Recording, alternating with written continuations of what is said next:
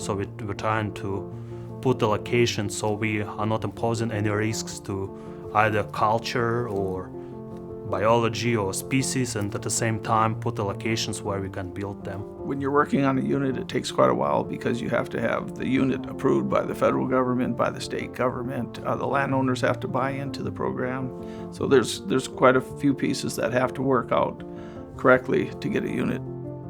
Children's area is a very unique area, obviously, from the topography, from species, and cultural.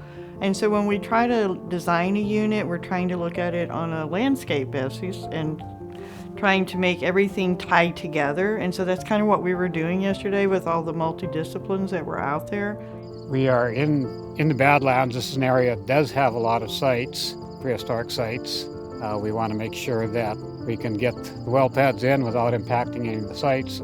This area has quite a few sharp-billed grouse leks, and so a lot of what today has been is kind of trying to plan well pads and roads and various infrastructure around where some of those known leks are. And we also have some golden eagle nests up in this area, so trying to kind of plan around those known nest locations. Bringing in the biologist, bringing in the archaeologist earlier on, we can hopefully identify before we ever come in with all the equipment. And that way, one, we're honoring and trying to take care of the wildlife around there, but at the same time, you're not necessarily going to have mobilized everything and suddenly run into a problem. You know, our locations are out here for 30 and 40 years, and so, you know, it does tell a story of ConocoPhillips, you know, that's beyond just today, and I think that's really important.